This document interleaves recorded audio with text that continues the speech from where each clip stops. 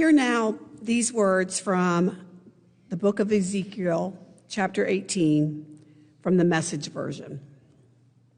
Imagine a person who lives well, treating others fairly, keeping good relationships, does not partake at pagan shrines, does not worship the popular idols, does not seduce others, does not bully anyone, does not pile up bad debts, does not steal, does not refuse food to the hungry, does not refuse clothing to the ill-clad, does not exploit the poor, does not live by impulse and greed, does not treat one person better than another, but lives by God's statutes and faithfully honors and obeys God.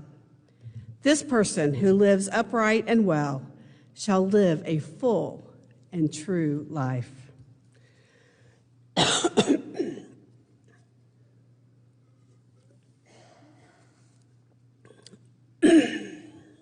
This week, we turn our attention to the line of the Lord's Prayer, "Give us this day our daily bread." In John chapter 6, Jesus said, "I am the bread of life. Whoever comes to me will not hunger." Over the years, Christians have often leaned towards focusing heavily on the spiritual over the physical. One of my colleagues, the Reverend Dr. Derek Penwell, says that when he was a child, he thought that when he prayed, "Give us this day our daily bread," that it was heavenly bread for which they were praying. He thought that he was praying for more of Jesus or something spiritual like that, something that would satisfy his inner longing for acceptance, strength, and overcoming bad habits. And that kind of thinking has plenty of company. And there's really nothing wrong with thinking that way, but it's a problem if we think that's the only way to interpret this. In fact, even Paul had to correct some of the Corinthians' faulty thinking when he reminded them that the sign of a truly spiritual person is one who serves and cares for the physical needs of others, which was in line with what we just heard from our passage from the First Testament prophet Ezekiel as well. But now, as an adult, Reverend Derek sees this line of the Lord's Prayer is much more about the nitty-gritty needs of this life. Real people face real dilemmas of how to get grandma her life-saving medication, how to buy nutritious food and still have enough money left over to pay the rent, how to get transportation to work when the car breaks down so no one loses their job that provides the income to care for the family, how to keep our vulnerable kids from getting beat up for being different. And the list goes on and on. One commentator says that this petition, "Give us this day our daily bread," undermines notions that the Christian faith is concerned only with eternal things. It expresses God's concern for the things that make for the daily sustenance of human beings possible.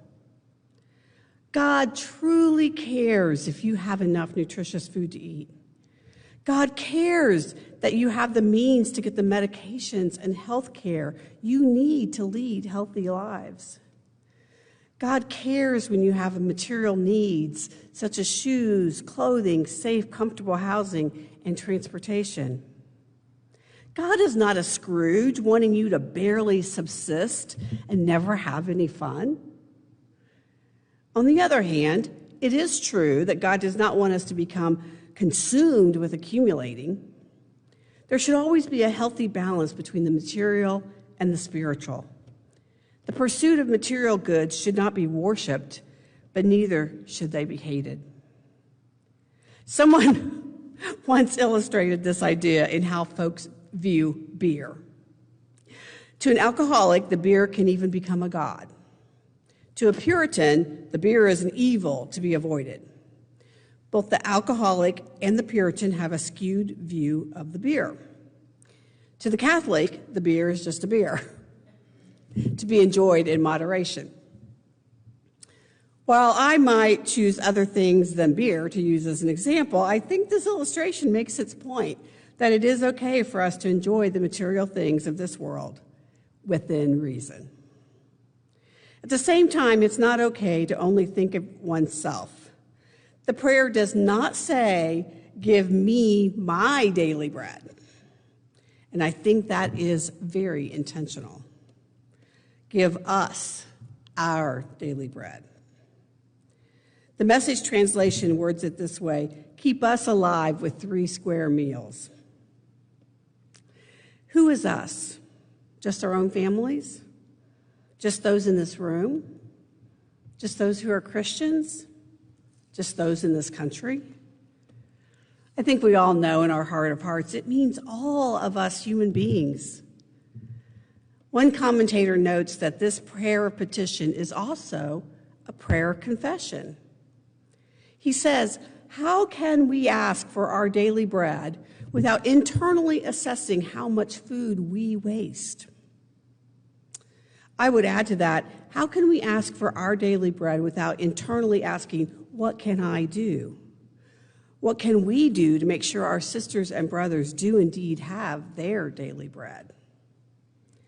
This petition, give us this day our daily bread, serves as an imperative for those who seek to be faithful followers of Jesus Christ. If we indeed want to see God's will be done, which we pray every week, then we, as people of God's kingdom, must take note of those for whom daily needs are absent and to see that their needs are met. During the first semester of my second year of college, right here at Ball State, I was sharing an apartment with a good friend about 30 minutes away from Muncie, and I was working part-time while going to school full-time. I was poor enough to qualify for $10 a month in assistance. And you better believe I stretched that $10 as far as I could. At the time, I worked at a grocery store on the early morning shift before I drove into school. Now, I know those of you who know me really well can find it hard to believe that I was at my job at 5 a.m. But hey, I was a lot younger then. Anyway, my breakfast would be the misshapen donut pieces that we would normally throw away. And I would buy the outdated sub sandwiches that the deli would mark down to 50 cents in the mornings to take with me for lunch.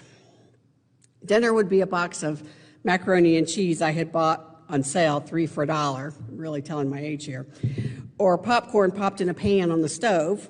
There was no microwaved, convenient 3-minute bags then. Or if there were, I couldn't afford them. Or perhaps a can of soup or ramen noodles, the bane of college's existence. Fortunately, the second semester I had a change in circumstances, and I did not have to live like that for long. And fortunately, I did not have children to provide for at that time. But this is not the case for a lot of people today. Their circumstances do not change as easily as mine did. Unfortunately, for too many school-age children, their school lunch is the most filling and nutritious meal that they get for the day. Too many go to bed hungry every night.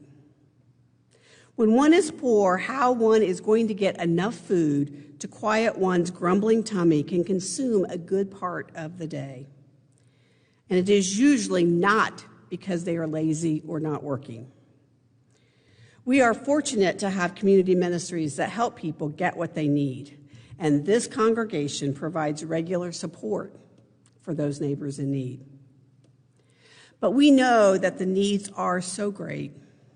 Let us continue to also advocate for policies, fair wages, health care, child care support, and other opportunities so that everyone in God's kingdom truly has what they need every day without having to rely on individual charities.